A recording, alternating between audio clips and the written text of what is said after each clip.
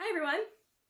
So I woke up to a text message from one of my closest friends, and she started seeing a new therapist. And she said there's nothing more fulfilling than her new therapist saying, "Let's talk about that." And I loved that because she was excited to have somebody want to get to know something. Let's get into it. This is really important to you. Let's explore it further. So I just responded back, there's nothing I find more fulfilling than a therapist is when a client tells me that I'm right. But it doesn't really come out as, "Oh yeah, you're right." My clients tend to say, "I hate it when you're right." Kind of like bent out, upset about it, but in like a funny, rolling their eyes like, "Ugh, I hate it when you're right." And she responds like, "Oh, that's validation." And I kind of stopped for a minute because I could see how that could be interpreted as, "Oh, like my ego just got stroked because somebody just said I was right." But in a professional setting, and me as a therapist, I can't speak for other therapists. I don't really know the reason why they do what they do. But for me, when I hear that, it's more of I challenged my client enough to recognize that their way of thinking isn't the only way. And now they see it doesn't have to be the way that they always thought. And I was like, I hope that made sense the way like I portrayed that. So I guess I kind of wanted to just have a quick clip on explaining again my position of being a therapist. I don't do this for me. That's not why I got into this. I do this for other people. I feel my purpose, one of my purposes in this lifetime is to help guide clients, people, other humans into finding themselves.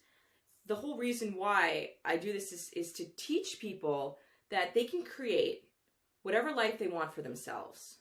And that's okay. And that they can be whoever they want to be. And that's okay. And for them to discover themselves and find joy and love in who they are, that's what it's all about. It has nothing to do with me. One of my mentors when I was interning at a nonprofit agency while in graduate school, she used the metaphor, analogy. She described a therapist as being your GPS system.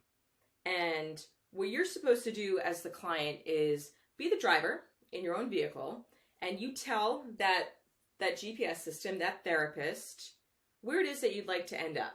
What's your ultimate destination, right? What are your goals?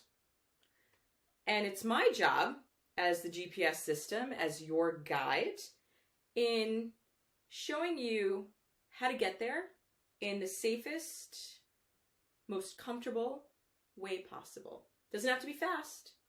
You can go at whatever pace, whatever speed limit you want to go. But eventually, my job is to get you to your destination. It's your job to feel comfortable and safe enough to trust me in taking the turns when I ask you to, and slowing down when I recommend that might be best for you.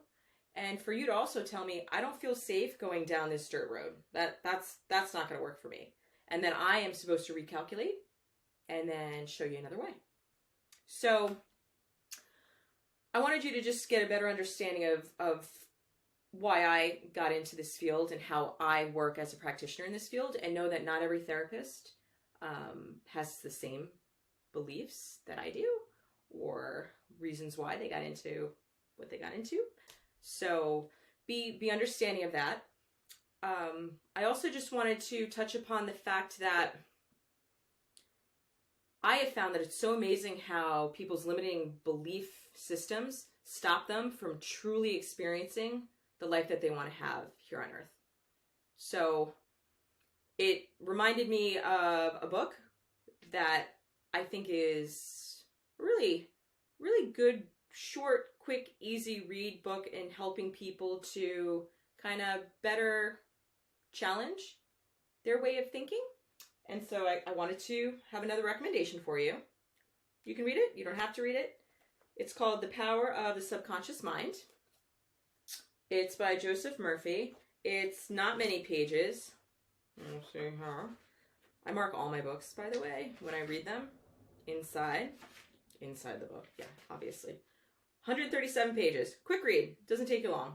Or maybe it will. It's okay. Take it at your own pace. But it has great...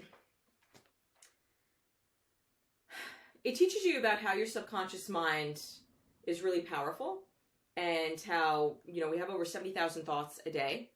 And if you pay particular attention to some of those thoughts and train your brain to think of, more positive thoughts, more positive affirmations, it will probably help you to lead a happier, more joyful life.